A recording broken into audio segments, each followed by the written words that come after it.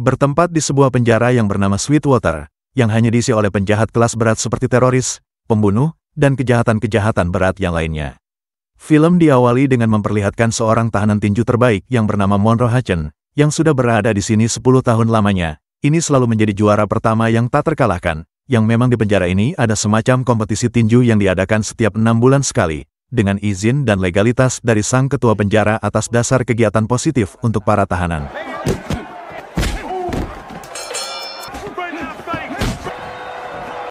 Beralih keluar penjara, lebih tepatnya di Las Vegas, saatnya kita akan diperkenalkan pada seorang juara tinju kelas berat di dunia yang bernama George Chambers, atau sering dipanggil dengan nama Iceman, julukan yang disematkan berkat skillnya dalam setiap menjatuhkan lawan-lawannya.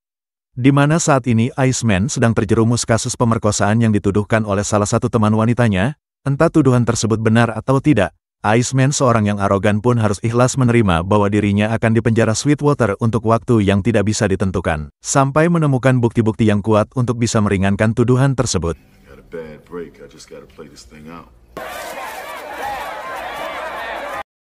Berbeda dengan tahanan pada umumnya, Iceman yang seorang bintang dunia pun dibawa menggunakan helikopter yang diperlakukan istimewa. Hal ini membuat viral dari nama besarnya sebagai juara dunia tinju kelas berat. Jelas pastinya menjadi bahan utama fokus perhatian semua media. Namun kepala penjara mencoba untuk mencegah sebisa mungkin, jangan membeda-bedakan Iceman dengan tahanan lain, demi untuk menjaga ketertiban di antara tahanan satu dan yang lainnya.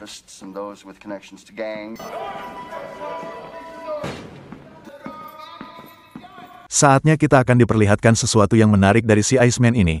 Pastinya kita tahu bahwa tahanan baru atau junior, biasanya akan takut ketar-ketir setidaknya gugup pertama kali masuk penjara. Iceman tidak seperti itu, karena sebagai petinju nomor 1 dunia, membuat Iceman tidak sedikit pun merasa takut. Justru malah teman satu kamar selnya yang sudah lama tinggal di sini yang gugup ketakutan dengan keberadaan Iceman di tempat ini. Tak lama muncullah seorang tahanan kakek-kakek yang bernama Rip Stein, yang diketahui merupakan orang yang lumayan populer di kalangan dunia tinju. Bahkan Iceman sendiri pun dititipi salam oleh manajernya sendiri kepada Abah Rip Stein ini. Dia dengan begitu beraninya mengatakan, jika Iceman tidak pantas menjadi petinju nomor 1 di dunia. Iceman dikatakan tidak pernah melayangkan pukulan, jarang menggerakkan kepala saat bertahan, hanya berfokus bagaimana caranya melayangkan pukulan saat untuk menjatuhkan lawan. Yang jika Iceman mengira dirinya tidak bisa dikalahkan, maka dia sudah salah besar, karena di tempat ini, di penjara ini, ada seorang petinju yang jauh lebih baik dan jauh lebih hebat dan jauh lebih kuat dibandingkan dengan Iceman ini. Saat jam makan, kita lagi akan diperlihatkan dengan perlakuan buruk dari si Iceman, yang dengan semena-mena melemparkan makanan di penjara gara-gara tidak selera dengan menu yang disediakan. Di mana semua tahanan yang lebih lama atau yang sering kita sebut senior pun, hanya bisa duduk diam sambil melihat tingkah si Iceman ini. Karena dengan tubuh kekar padat dan pukulan kuat, yang pastinya bisa membuat Anda dikirim ke rumah sakit. Dan ya, untuk pertama kalinya Iceman dengan begitu arogannya menghampiri Monroe yang sedang tenang-tenang mengantri makanan, yang tak pugu-pugu menamparnya hingga menimbulkan sedikit kericuhan.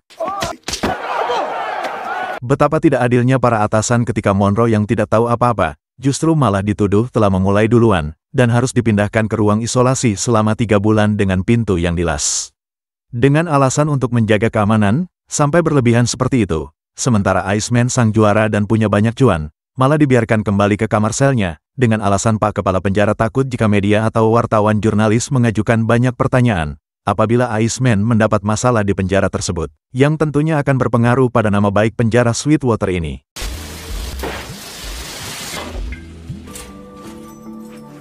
Saat jam istirahat di lapangan, Iceman terlihat sedang nyantai bersama teman sekamarnya, dan diberitahu tentang salah satu tahanan bernama Ratbag, yang merasa jika dirinya adalah manajernya di penjara ini. Sehingga Iceman yang masih gregetan terhadap Monroe pun iseng melempar Ratbag dengan kerikil, dan untuk memberikan satu pukulan gratis agar terlihat keren di depan semua tahanan.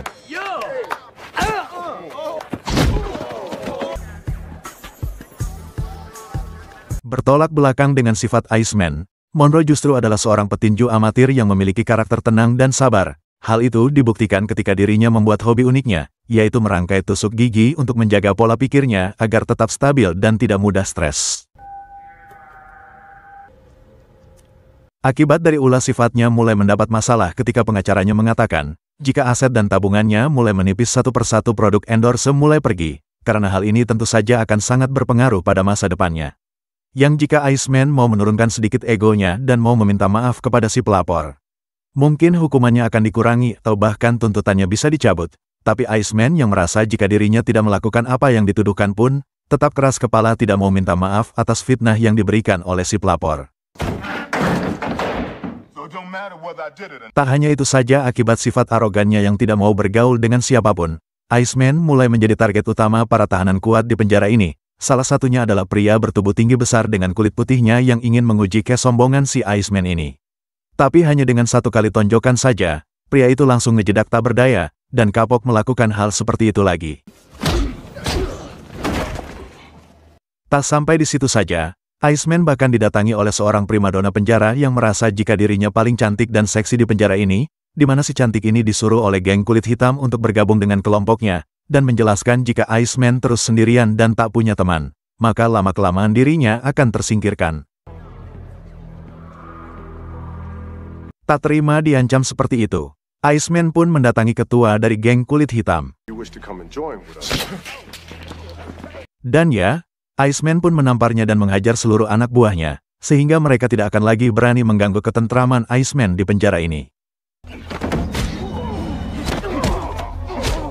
Bapak kepala penjara dan seluruh staf pun bingung harus bagaimana lagi. Mereka merasa bersalah antara harus menghukumnya atau dibiarkan saja, sehingga Iceman diperingatkan untuk jangan membuat kericuhan lagi, karena jika tidak menurutinya, maka mereka akan menghapus akun Instagramnya secara permanen. Barulah Iceman terdiam dan mau menurutinya. Beralih ke Monroe yang sudah berhasil menyelesaikan karya seni dari tusuk gigi, di mana kita akan digambarkan sebuah masa lalu Monroe, sekaligus alasan dia berada di penjara seumur hidup. Yang ternyata Monroe memergoki istrinya, yang sedang selingkuh dengan pria lain dan membunuh pria itu hanya dengan tangan kosong. Sehingga pengadilan menyatakan jika latihan yang dijalaninya membuat Monroe menjadi sosok yang berbahaya.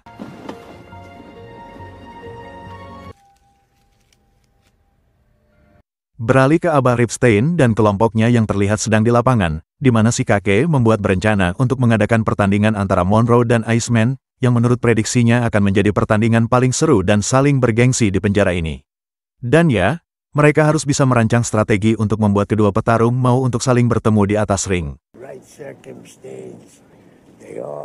Memanfaatkan keinginan Iceman yang ingin segera bebas dari penjara, kakek Ripstein mengaku punya seorang teman di luar penjara, yang lebih tepatnya orang dalam di pemerintahan yang sanggup untuk mengurangi hukumannya, sehingga Iceman yang setuju pun segera memanggil manajernya untuk meminta bantuan agar dia mau menjadi mentor latihannya di penjara ini. Monroe dikeluarkan dari kurungan isolasi dan langsung menemui si kakek untuk menawar soal keuntungan yang didapatkan.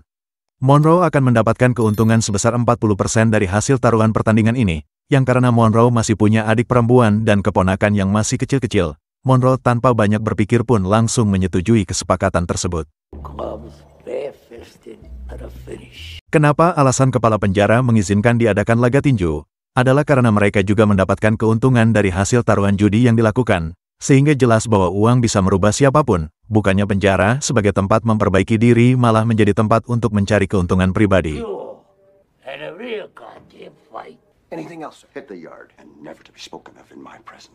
Tanpa buang waktu, Iceman dan Monroe langsung melakukan latihan di tempat yang berbeda, dengan Iceman yang ditemani oleh manajernya yang berperan sebagai mentor, dan dia terlihat kurang nyaman latihan di penjara ini. Karena alat yang kurang lengkap tentu saja membuat Iceman mengeluh dan tidak semangat latihan.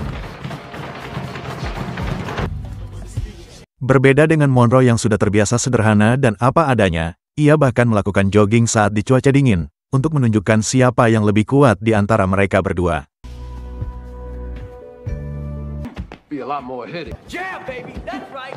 Di waktu latihan menuju laga tanding, mereka berdua tak sengaja kepergok di kamar mandi. Jelas semua tahanan yang melihatnya sempat deg-degan akan terjadinya sedikit pertarungan. Namun Iceman yang dikenal arogan dan sulit mengendalikan diri, ternyata kali ini mampu menahan emosinya, saking berharap dia secepatnya bisa keluar atau bebas dari penjara ini. Namun kata-kata yang terlontar dari lidahnya tetap sangat perih, dan menghina perbedaan status sosial di antara mereka berdua miskin dan kaya. Namun Monroe yang sejak pertama selalu tenang sama sekali tidak membalas penghinaan itu. Monroe justru malah menyarankan Iceman untuk semangat giat berlatih. 16 hari menjelang laga tanding, Terjadi kerusuhan saat ketua geng kulit putih memprovokasi semua tahanan untuk menyanjung nama Monroe supaya Iceman kena mental. Yang karena dengan sifat arogannya, tentulah tidak ada sama sekali orang yang menyukai si Iceman ini. Bukannya kena mental Iceman justru malah berjoget sebelum kericuhan terjadi.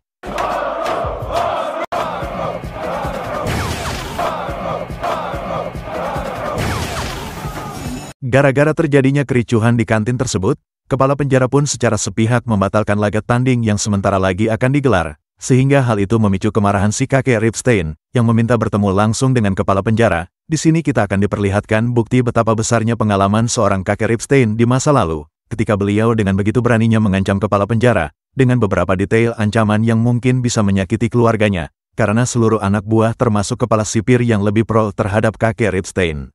Si kepala penjara yang takut pun terpaksa mengizinkan laga tanding ini tetap diselenggarakan sesuai dengan tanggal yang sudah rencanakan.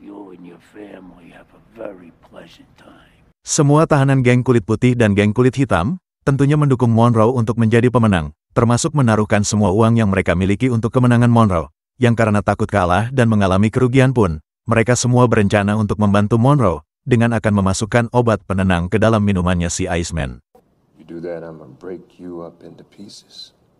Dan ya, Monroe menolak ide tersebut. Dia menyadari bahwa selama hidupnya selalu melakukan keburukan dan tak pernah satu pun melakukan kebaikan. Namun kali ini untuk pertandingan ia ingin bermain bersih, karena sebagai seorang pria sejati, curang adalah cara yang dipakai oleh pecundang.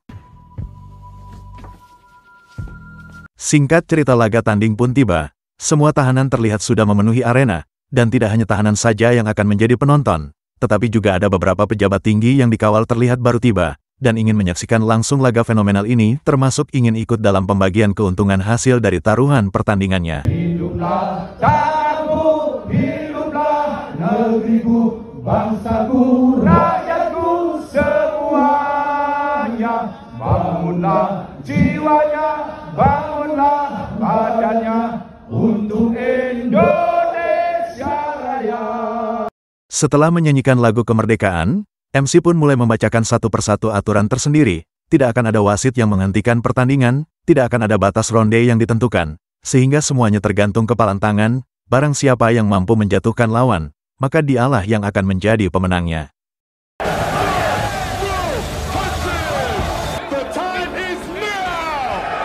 Dan inilah yang ditunggu-tunggu, detik-detik masuknya Iceman ke dalam arena dengan gaya yang masih saja songong. Berapa tak lama bel pun berbunyi tanda pertandingan sudah dimulai. Ronde pertama Iceman dan Monroe masih bermain cantik dengan saling jual beli tonjokan, di mana pertarungan baru mulai. Monroe melayangkan kombinasi pukulan yang membuat Iceman sempat kewalahan.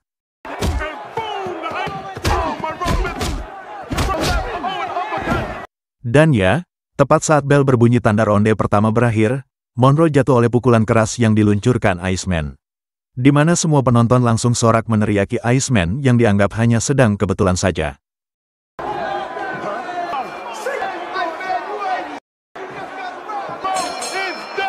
Ronde kedua dimulai dan Iceman masih mendominasi pertarungan. Bahkan kali ini Monroe dibuat tak berdaya saat Iceman melayangkan bogeman terus-menerus yang membuat Monroe tersungkur. Selain meludah, Iceman bahkan mengucapkan kata-kata kasar yang membuat para penonton semakin kesal.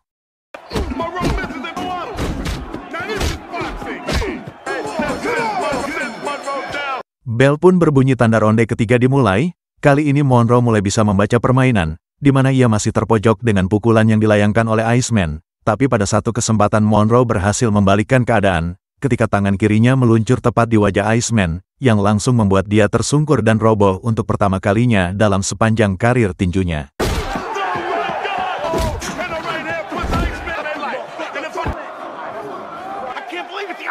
Ronde keempat dimulai, pertandingan berjalan imbang. Namun ingatlah, sekuat-kuatnya seseorang, sejago-jagonya seseorang, jika sudah kena mental satu kali, maka akan butuh waktu untuk orang itu memulihkan kepercayaan diri. Itulah yang saat ini terjadi pada Iceman. Pikirannya dipenuhi oleh amarah, seolah tak percaya bisa dijatuhkan oleh seorang petinju amatir, yang namanya saja bahkan tidak dikenal oleh siapapun, yang akibat amarah dan kearogannya. Disitulah Iceman pun mulai kehilangan keyakinan terhadap dirinya sendiri.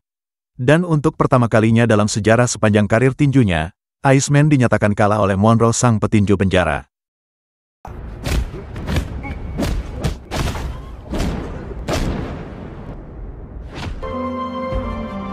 Beberapa waktu berlalu diketahui kakek Ripstein meninggal dunia 3 minggu setelah laga tersebut, namun ia tetap menempati janjinya dengan memberikan 40% uang hasil taruhan kepada Monroe, dan Iceman yang mendapat pembebasan bersyarat dan dinyatakan tidak bersalah, setelah si pelapor ternyata waktu itu hanya sedang emosi, bahwa Iceman ini tidak benar-benar memperkosa si korban.